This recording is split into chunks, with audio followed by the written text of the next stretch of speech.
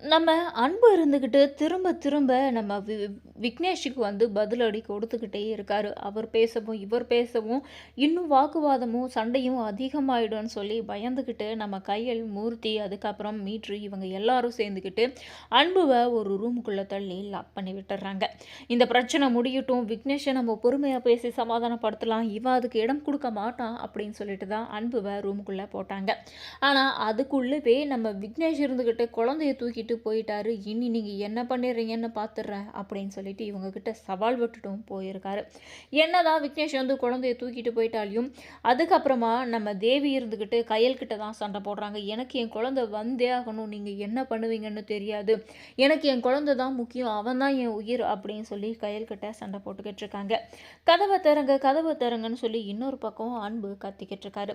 திறந்து விட்டதுக்கு அப்புறமா எங்க அவன் போயிட்டானா, அவன் கையை காலை உடச்சி நான் குழந்தைய திரும்ப இந்த வீட்டுக்கு கொண்டு வரேன், இந்த வீட்டுக்கு வரணும்னாலே அவன் யோசிக்கணும், அந்த அளவுக்கு நான் அவனை பண்ண போறேன் அப்படின்னு சொல்லிட்டு கோவமா அன்பு கிளம்ப போகிறாரு. உன்னுடைய கோவத்தினால தான் இவ்வளவு நடந்திருக்கு, கொஞ்சம் பொறுமையா இரு அப்படின்னு சொல்றாங்க.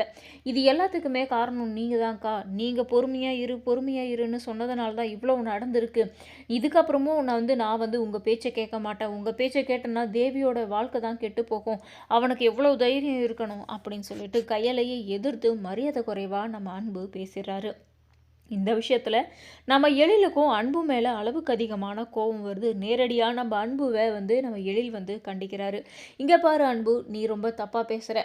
இது எல்லாமே ஒரு பிரச்சனையை முடிவுக்கு கொண்டு வரணும்னு சொல்லி தான் அவ ட்ரை பண்ணிட்டு இருந்தா. இது வேற மாதிரி பிரச்சனை போய்கிட்டு இருக்கு, கொஞ்சம் நீ பொறுமையா இரு, வார்த்தையை விடாத அப்படின்னு சொல்லிட்டு நம்ம எழிலும் போயிட்டு அன்புவை கண்டிக்கிறாரு.